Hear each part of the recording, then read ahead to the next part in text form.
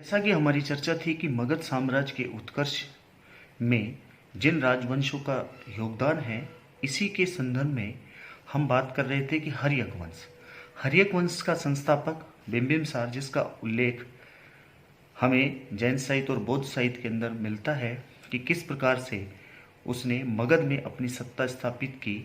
और मगध में सत्ता स्थापित करने के पश्चात उसने अपने पड़ोसी राज्यों के साथ में जो मैत्रीपूर्ण और वैवाहिक संबंध स्थापित करके मगध साम्राज्य की सीमाओं को विस्तारित करने में अपना योगदान दिया, जिसके अंतर्गत उसने जो नीति अपनाई, उस नीति के अंतर्गत उसने एक तरफ उसने अपने पड़ोसी राज्यों के साथ में वैवाहिक संबंध स्थापित किए, कुछ राज्यों के साथ में उसने सौहार्दपूर्ण संबंध स्थापित करने का यहाँ प्रयास किया।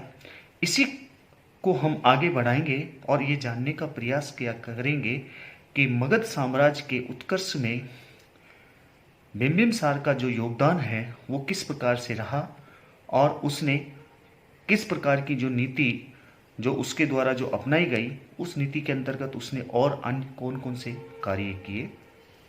युद्ध एवं आक्रामक नीति। अभी तक हमने दो उसकी जो नीति थी, एक मैत्रीपूर्ण संबंध, सौहार्दपूर्ण संबंध, पड़ोसी राज्यों के साथ में वैवाहिक संबंधों की नीति की बात उसके द्वारा की गई थी। अब हम बात करते हैं उसने युद्ध और आक्रामक जो नीति उसके द्वारा जो अपनाई गई थी और जिससे के अंतर्गत उसने किन किन राज्यों को मगध राज्य के अंदर मिलाया। अपने वैवाहिक एवं कूटनीतिक संबंधों के कारण बिंबिसार ने मैत्री शक्ति से संपन्न हो गया और उसके बाद उसने शत्रु राज्यों के विरुद्ध आक्रामक नीति का अनुसरण करने में उसे जो सुविधा मिली। मगध के पूर्व में अंग का राज्य था तथा मगध एवं अंग की पुरानी शत्रुता थी। अपनी कुशल कूटनीति के फलस्वरूप बिंबिसार ने अपने शत्रु अंग से युद्ध करने का अवसर मिला। बिंबिसार ने अंग पर आक्रमण किया और युद्ध में अंग का राजा ब्रह्मदत्त मारा गया तथा अंग का राज मगध राज्य के अंदर शामिल कर लिया गया। साम्राज्य निर्माण की ओर मगध का यह दूसरा कदम महत्वपूर्ण कदम था। पहला कदम वैवाहिक संबंध के द्वारा काशी ग्राम का राज्य मगध के अंदर विलीन कर लिया गया। हेमचंद राय चौधरी के अनुसार इस कूटनीतिक एवं ताकत के बल पर बिंबिसार ने अंग राज्य तथा काशी के एक भाग को अंग में मिला लिया। फिर तो मगध का निरंतर विस्तार की ओर बढ़ता चला गया। तब तक बढ़ता गया कि वो जब तक कि अशोक महान ने कलिंग के बाद में अपनी तलवार से इस राज्य को मिला लिया था। कहने का अभिप्राय, अशोक के शासनकाल तक इस राज्य की सीमाएं कलिंग तक पहुंच चुकी थी। काशी के एक भाग तथा अंग राज्य के मगध में विलीनीकरण के फलस्वरूप मगध राज्य की सीमाएं अत्यधिक विस्तृत हो गई। वह पूर्व भारत का सबसे शक्तिशाली संपन्न साम्राज्य बन गया। बुद्ध कोश की जो अट्ठकथा है उसमें कहा गया है कि बिंबिसार के काल में मगध का राज्य विस्तार दुगुना हो गया। महावग्र के अनुसार बिंबिसार के राज्य में 80,000 ग्राम थे। बुद्ध चर्चा से ज्ञात होता है कि बिंबिसार के राज्य का विस्तार 30 योजन था। बिंबिसार एक कुशल प्रशासक था। वह सख्त प्रशासक, कुशल और सख्त एक प्रशासक था। उसने मगध के एक प्रभावशाली प्रशासनिक व्यवस्था की आधार भूमि तैयार की। बिंबिसार की राज्य व्यवस्था की जो विवरण है वो हमें बौद्ध साहित्य के अंदर मिलता है, जिसके अंतर्गत कुछ अधिकारियों के संबंध में बात कही गई है। इसकी चर्चा हम करेंगे कि बिंबिसार के मुख्य अधिकारी महामात्य कहे जाते थे। बौद्ध साहित्य में बिंबिसार के निम्नलिखित महामात्यों का उल्लेख मिलता है। इनमें है सर्वार्थक महामात्य, प्रशासन के सभी सामान्य पक्षों की देखरेख करने वाला पदाधिकारी। सेना नायक महामात्य, सेना का प्रमुख अधिकारी। व्यवहारिक महामात्य, व्यावहारिक महामात्य भी कहा गया है।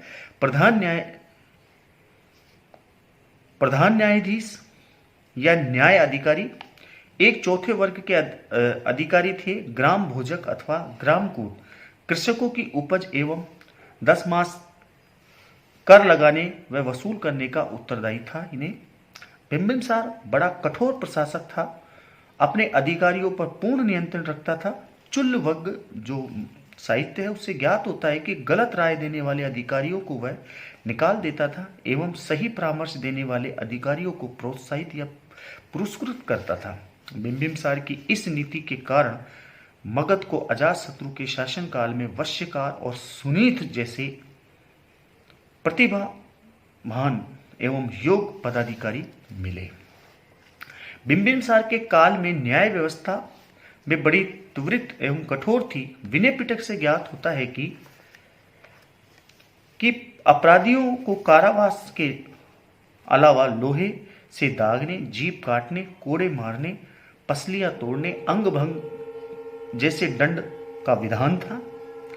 गंभीर अपराधों के लिए शिरोच्छेदन यानी कि सिर धड़ से अलग करना, मृत्युदंड दिया जाता था। प्रांतों के प्रशासन में सुशासन व स्वायत्तता की भावना का ध्यान रखा गया था। प्रांतों को मंडल कहा जाता था। मांडलिक राजाओं, प्रांतीय शासकों का भी उल्लेख यहाँ मिलता है। चंपा में नियुक्त एक उपराजा का उल्लेख मिलता है। सुमंगल विलासिनी के अनुसार बिंबिसार के राज्य में कुछ गण अथवा संघ भी सम्मिलित थे। बिंबिसार के प्रशासन की एक उल्लेखनीय विशेषता यह थी कि उसकी सभा में 80,000 गांवों के प्रतिनिधि जिसे ग्रामिक भाग लेते थे। इस सभा की कार्य पद्धति के बारे में हमें विशेष जानकारी नहीं मिलती। एक बार बिंबिसार ने 80,000 ग्रामिकों की एक सभा बुलाकर उन्हें बुद्ध की सेवा में जाने को कहा था। धर्म और कला के क्षेत्र में बिंबिसार की क्या उपलब्धि है, इसके संबंध में हम यह जानकारी लेंगे कि बिंबिसार बुद्ध एवं महावीर दोनों के समकालीन था। उसे बौद्ध तथा जैन धर्म दोनों में अपना अनुयायी बताया गया है। दोनों धर्मों ने अपना अनुयायी बताया। संबोधि प्राप्त करने के 6 महीने बाद बुद्ध जब राजगृह पहुंचे तब बिंबिसार स्वयं व्यक्तिगत रूप से उनसे मिला एवं उनके उपदेश सुनकर बौद्ध धर्म का अनुयायी हो गया। उसने वेलुवन नामक उद्यान बुद्ध तथा संघ के लिए प्रदान किया। दीर्घ निकाय के अनुसार जो बौद्ध साहित्य है उससे ज्ञात होता है कि मगध राज श्रेणिक बिंबिसार पुत्र सहित, भार्या सहित,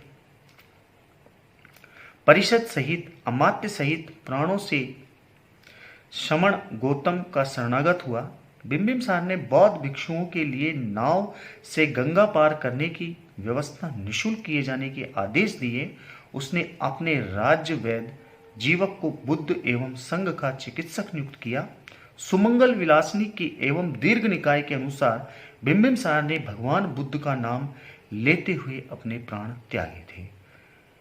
कहा गया है कि बिंबिसार ने बौद्ध धर्म को स्वीकार कर लिया, जिसकी जानकारी हमें बौद्ध साहित्य से प्राप्त होती है।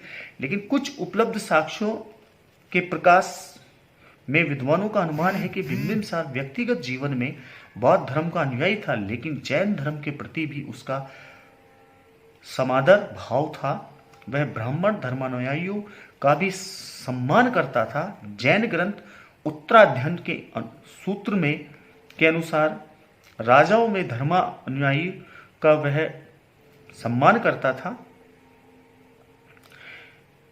उत्तराध्ययन सूत्र के अनुसार राजाओं में सिंह बिंबिसार, दूसरे सिंह अर्थात भिक्षुओं में सिंह महावीर के पास अपनी रानियों एवं संबंधियों के साथ विनम्रता पूर्वक आया और उसने जैन धर्म में श्रद्धा व्यक्त की। ऐसा जैन साहित्य के अंदर भी हमें देखने को मिलता है।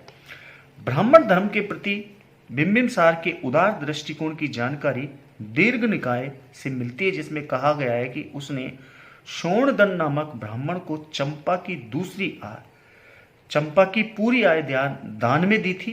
कुल मिलाकर यदि हम कहें कि बिंबिसार व्यक्तिगत रूप से बौद्ध मतावलंबी होते हुए भी एक धर्म सहिष्णु शासक था एवं अन्य धर्मों के प्रति भी उसका उदार दृष्टिकोण था। हेनसांग के अनुसार बिंबिसार ने पुराने राजगृह गिरिव्रज के स्थान पर नए राजगृह की स्थापना की और उसने अपनी राजधानी उसे बनाया। इस कारण यह बताया गया है कि इसका जो कारण बताया गया है कि वज्जियों के कारण पुराने राजगृह में आग लग गई। राजगृह नगर के भवनों एवं राजप्रसादों का निर्माण करने वाला उस समय एक प्रसिद्ध वास्तुकार महागोविंद था। सुमंगल विलासिनी के अनुसार इस नगर में 32 महाद्वार एवं 64 छोटे द्वार थे, लेकिन फाहियान के विवरण से ज्ञात होता है कि नए राजगृह का निर्माण अजातशत्रु के द्वारा किया गया। बिंबिसार ने यातायात एवं संचार व्यवस्था को भी विकसित करने का प्रयास किया। हेनसांग ने अपने वृत्तांत में बिंबिसार सेतु एवं बिंबिसार मार्ग का उल्लेख किया है। बिंबिसार ने 493 ईसा पूर्व तक अर्थात लगभग 52 वर्ष तक शासन किया, लेकिन उसके जीवन का अंतिम समय बड़ा दुखद रहा। बौद्ध और जैन साहित्य से विदित होता है कि बिंबिसार के पुत्र अजातशत्रु ने अपने पिता के सुदीर्घ शासनकाल से परेशान होकर उसे बंदी गृह में डाल दिया। बौद्ध ग्रंथों के अनुसार अजातशत्रु ने बंदी गृह में अपने पिता को मरवा दिया, जबकि जैन ग्रंथों में के अनुसार बिंबिसार को कारागार में विष देकर अपने प्राण दे दिए। इस प्रकार मगध साम्राज्य के प्रवर्तक एवं सुयोग संस्थापक बिंबिसार का दुखद अंत हुआ। बिंबिसार के अंत की जो कहानी है उसका उल्लेख हमें बौद्ध साहित्य से ज्ञात होता है कि अजातशत्रु ने परेशान होकर के बिंबिसार को डाल दिया कारागृह में और वहीं पर उसकी मृत्यु हुई। और बिंबिसार की मृत्यु के पश्चात उसका पुत्र अजातशत्रु मगध का शासक बना। उसने अपने पिता की नीतियों का अनुसरण करते हुए मगध राज्य की सीमाओं को न केवल विस्तारित करने का प्रयास किया, बल्कि उसने अपने पिता की नीतियों से भी अलग हट करके नहीं, उसने आक्रामक नीति जो अपनाई और उस आक्रामक नीति से उसने उस समय के जो बड़े राज्य थे उन राज्यों को, खासकर ऐसे लिच्छवी जैसे महागणराज्य को उसने मगध साम्राज्य के में मिलाया। ये उसके शासनकाल की सबसे बड़ी उपलब्धि मानी जाती है। अजातशत्रु के शासनकाल की कौन कौन सी उपलब्धियां हैं, उन उपलब्धियों के संबंध में हम यहाँ जानकारी प्राप्त करेंगे। अजातशत्रु जिसका शासनकाल 493 ईसा पूर्व से 461 ईसा पूर्व माना गया है। बिंबिसार का पुत्र अजातशत्रु बड़ा उत्कृष्ट साम्राज्यवादी था। उसने आरंभ से ही विस्तार की नीति अपनाई। अजातशत्रु का दूसरा नाम कुणिक था। अजातशत्रु ने अपनी आक्रामक नीति से मगध के साम्राज्य में विस्तार किया तथा उसकी प्रभुता और शक्ति संपन्नता को ऊंचाइयों के नए आयाम प्रदान किए। उसका शासन हर्यक वंश का चरमोत्कर्ष काल था। डॉक्टर हेमचंद राय चौधरी का मानना है कि कुणिक अजातशत्रु ने चाहे जिस ढंग से सिंहासन प्राप्त किया हो, किंतु वह बड़ा ही सशक्त शासक सिद्ध हुआ। अजातशत्रु ने अपने पिता की नीति का पालन किया। यद्यपि पिता से उसके संबंधों कभी अच्छे नहीं थे। कौशल के साथ में जो उसका जो युद्ध हुआ, उनकी यहाँ चर्चा की गई है कि कौशल नरेश के साथ में जो युद्ध का कारण था वो क्या था। बिंबिसार की मृत्यु के बाद पति के वियोग के दुख से उसकी पत्नी कौशला देवी, कौशल राजा प्रसन्नजीत की बहन, की भी मृत्यु हो गई। प्रसन्नजीत ने मगध पर इस घटनाक्रम से बड़ा क्रुद्ध हुआ और उसने कौशला देवी को विवाह के समय दहेज में दिए गए काशीग्राम के क्षेत्र पर पुनः अधिकार कर लिया। इस प्रश्न को लेकर मगध और कौशल में संघर्ष छिड़ गया, जो एक लंबे समय तक चलता रहा। इस संघर्ष के दौरान अनेक लड़ाइयां लड़ी गई, जिसमें दोनों पक्षों की कई बार जय और पराजय हुई।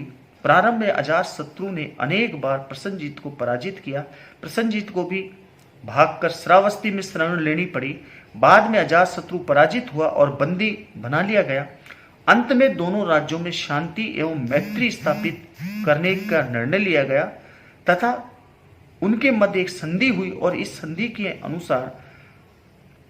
अनुसार प्रसन्नजीत ने अपनी पुत्री राजकुमारी वजीरा का विवाह अजातशत्रु के साथ कर दिया और काशीग्राम का जो क्षेत्र था पुनः मगध को दहेज में दिया गया।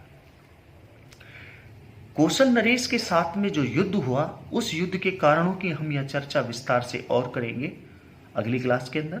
Thank you.